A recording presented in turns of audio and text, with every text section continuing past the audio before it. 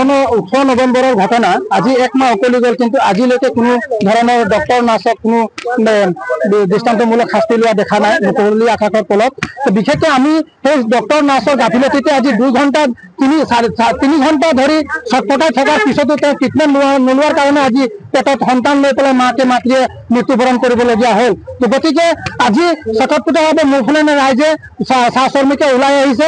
পৰ্যায়ক্ৰমে যদি ইয়াৰ ওপৰত যদি 2 দিনৰ ভিতৰত যদি কোনো হস্তক্ষেপ নকৰে তেতিয়াহ'লে অহা সপ্তাহ শুকুৰবাৰ শনিবাৰলৈ আমি দৃষ্টিশক্তি ঘেৰাও কাৰ্যসূচী হাতত ল'ম।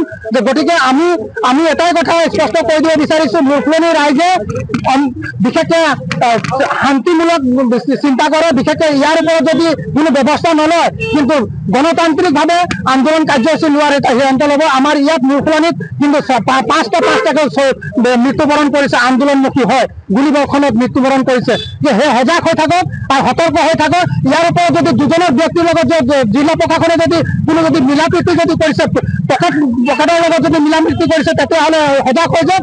আৰু মানে বিশেষকৈ অহা আমি শনিবাৰ শুকুৰবাৰৰ ভিতৰত যদি এই আন্দোলন যদি সন্মান নজনায় তেতিয়াহ'লে আমি আন্দোলন কাৰ্যসূচী ল'বলৈ বাধ্য হ'ম। আমাৰ চাহ কৰ্মীসকলক একদম চৰাই চিৰিকটি হিচাপে জীৱ জন্তুৰ দৰে আমাৰ ব্যৱহাৰ কৰে। এটা কেন্দুলা যদি পেচেণ্টক যদি কেন্দুলা এটা লগাবলৈ হয় সেইটো কিনি আনিবলগীয়া হয়। তো গতিকে আমাৰ চৰকাৰী ফালৰ পৰা যিটো সুবিধা দিছে বুলি কয় আয়ুষ্মান কাৰ্ড বুলি কয়, আয়ুষ্মানৰো কোনো উপলব্ধি নাই। উপলব্ধি আছে কিন্তু তেওঁলোকৰ যে দৌৰা মৰা কৰিয়ে থাকিব লাগে, এক্টিভ নাই, চাৰ্ভে ডাউন, এইবিলাকে দেখুৱাই ঢেকুমানা কৰি ৰাইজক মাটি বাৰী সম্পত্তি বিকিবলগীয়া হৈছে। তো গতিকে চৰকাৰক আৰু চিকিৎসা বিভাগৰ দায়িত্ব থকা স্বাস্থ্যমন্ত্ৰীকো মই দাবী জনাইছোঁ যে এই কুশলপুৰ চিকিৎসালয় যাতে পৰিভ্ৰমণ কৰি পেলাই যাতে ভালকৈ শান্তি শৃংখলা যাতে চলায় আৰু মানৱতা গুণবিলাক যাতে শিক্ষাচাৰ যদি ডক্টৰৰ নাৰ্ছক ট্ৰেইনিং ব্যৱস্থা কৰিবৰ কাৰণে মই আহ্বান জনাইছোঁ। ধন্যবাদ। আমার হলো দুখিয়া মানুষ, আমার কাছে মানে ন্যায় বিচারটো লাগিব।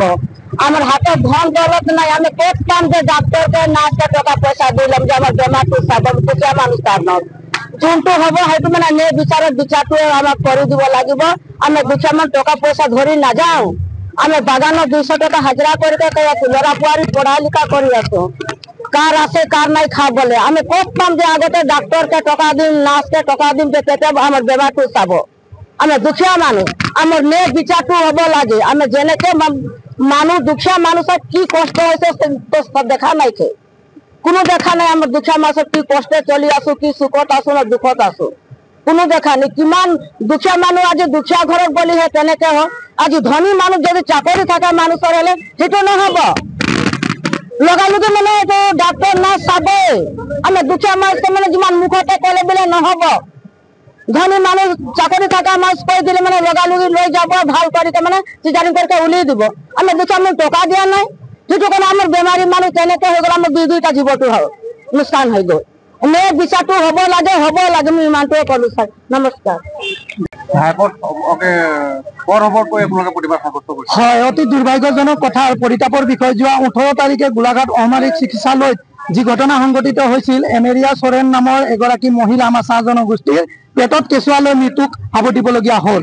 আৰু এই ক্ষেত্ৰত সম্পূৰ্ণ ডক্টৰ উৎপল বৰা, 2গৰাকী নাৰ্ছ মৌচুমী নাথ আৰু কল্যাণী বৰা, তেখেতসকলৰ সম্পূৰ্ণ গাফিলতিৰ কাৰণে এই মহিলাগৰাকী মৃত্যুবৰণ হ'বলগীয়া হ'ল।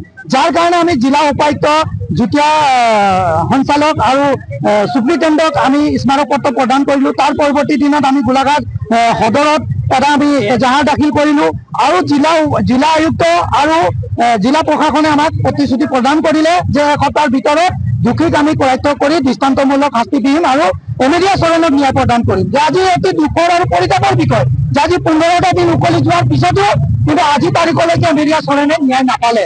মানে যিসকল ডক্টৰৰ নাৰ্ছ আছিলে তেখেতসকলে সম্পূৰ্ণ মুকলি আকাশৰ তলত ঘূৰি থকা আমি দেখিবলৈ পাইছোঁ। গতিকে আজি আমি গোলাঘাট জিলা প্ৰশাসনক আমি সকীয়াই দিছোঁ, অতি শীঘ্ৰে 2 দিনৰ ভিতৰত যদি তেখেতসকলক গ্ৰেপ্তাৰ কৰি দৃষ্টান্তমূলক শাস্তি নিদিয়ে আৰু এমেৰিয়া চৰণক যদি ন্যায় প্ৰদান নকৰে, আজি যি এই বাগানত আন্দোলন হৈছে এই আন্দোলন গোলাঘাট DC অফিচৰ সন্মুখত আন্দোলন হ'ব, এই কথাটো আমি স্পষ্ট কৰি দিছোঁ। আৰু বিভিন্ন সময়ত আমি দেখিবলৈ পাইছোঁ যে আমাৰ চাহ জনগোষ্ঠীৰ চাহ শ্ৰমিক আৰু আদিবাসী ৰাইজসকলক এই গোলাঘাট চিভিলত জীৱ জন্তুৰ দৰে ব্যৱহাৰ কৰে। আমাৰ মানুহখিনি পইচা নিদিলে তেখেতসকলক চিকিৎসা নকৰে। এই কথাটো বিভিন্ন সময়ত অভিযোগ আহিছে, বিভিন্ন সময়ত আমি অভিযোগ দাখিল কৰিছোঁ। তাৰ পিছতো কিন্তু কোনো ধৰণৰ ব্যৱস্থা গ্ৰহণ কৰা আমি দেখিবলৈ নাই পোৱা। গতিকে আমি এই ক্ষেত্ৰতো আমি সকীয়াই দিছো যে আজি যি আন্দোলন আৰম্ভ হৈছে এই আন্দোলন ডিচি অফিচতো হ'ব, গোলাঘাট চিভিল মেডিকেলতো হ'ব।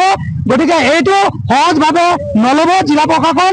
আমি যিটো কৈছো এইটো গোলাঘাট জিলাৰ সমূহ জনগোষ্ঠীৰ ৰাইজক লৈ কিন্তু এইবাৰ আমি ডিচি অফিচত আন্দোলন কৰিম যেতিয়ালৈকে মেৰিয়া চৰেনে ন্যায় নাপায়, এই কথাটো আমি স্পষ্ট কৰি দিছো।